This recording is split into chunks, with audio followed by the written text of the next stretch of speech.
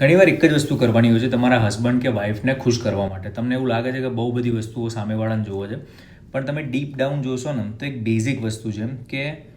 સામેવાળી વ્યક્તિ, તમારો હસબન્ડ હોય કે વાઈફ હોય, એમને એ જોવે છે કે એમને એવું લાગે કે એમનો ઓપિનિયન મેટર કરે છે. Touch it. એટલા બધા કપલ જોડે હું વાત કરું છું જેમાં ડીપ ડાઉન અંદર જાઓ ને ત્યારે એવું થાય કે ભાઈ હસબન્ડ કાં તો એના કરિયરમાં બહુ સારું કરી રહ્યું હોય કે વાઈફ બહુ સારું કરી રહી હોય, અને એકાદ વસ્તુઓ એવી હોય કે જેમાં એમની એક્સપર્ટીઝ હોય, રાઈટ, કે ઘર કેવી રીતે ચલાવવું એની એક્સપર્ટીઝ હોય, કોઈ પેરેન્ટ સારું હોય, કોઈ કરિયરમાં સારું કરી રહ્યું હોય,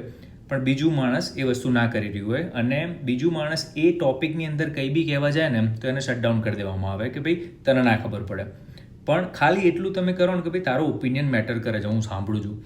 એ એકવાર તમે ચેન્જ કરી જુઓ, અને જો તમારી જોડે બી એવું થતું હોય તો તમારા પાર્ટનર જોડે શેર કરજો, તો એમને બી કદાચ થોડી ખબર પડે કે ખાલી તમને ફીલ કરાવવાનું કે તમારો ઓપિનિયન મેટર કરે છે. ઘણીવાર ઓપિનિયન મેટર કરતો હોય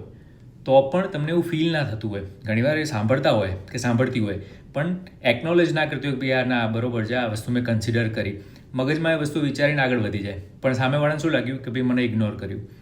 ગમે તે થાય, બીજી બધી વસ્તુઓ છોડી દો, જે બી ટોપિકની અંદર તમને લાગતું હોય ને તમે એક્સપર્ટ છો,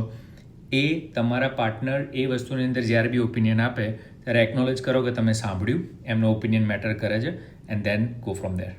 ટેક કેર.